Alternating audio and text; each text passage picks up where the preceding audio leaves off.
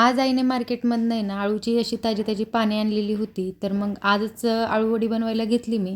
तर इथे 2 वाटी बेसन, अर्धी वाटी तांदूळचं पीठ, 1 चमचा ओवा, 1 चमचा हळद आणि मीठ चवीनुसार टाकून चिंचेचं पाणी आणि थोडासा लिंबूचा रस पण टाकला आणि छान असं व्यवस्थित मिक्स करून घेतलं. बॅटरची कन्सिस्टन्सी जरा अशी पाहिजे की समजा आपण भजीला जसं करतो ना त्यापेक्षा थोडीशी घट्टसर पाहिजे, म्हणजे आपण पानावर जेव्हा लावतो बाहेर नाही पडणार. तर इथे मी अळूची पाने ना देठ काढून अशी लाटून घेतलेली होती, म्हणजे प्लेन करून घेतली आणि त्यावर एकावर एक पान ठेवून असं बॅटर आतमध्ये लावून घ्यायचं आहे आणि अशा वड्या गोल करून ठेवायच्या आणि 15 मिनिटच लागतात फक्त, जास्त वेळ पण लागत नाही शिजण्यासाठी. तर वडीचे असे काप करून घ्यायचे आणि आपल्याला शालू फ्राय करायचं तर शालू फ्राय करायचं किंवा मग असे तळून घ्यायचे.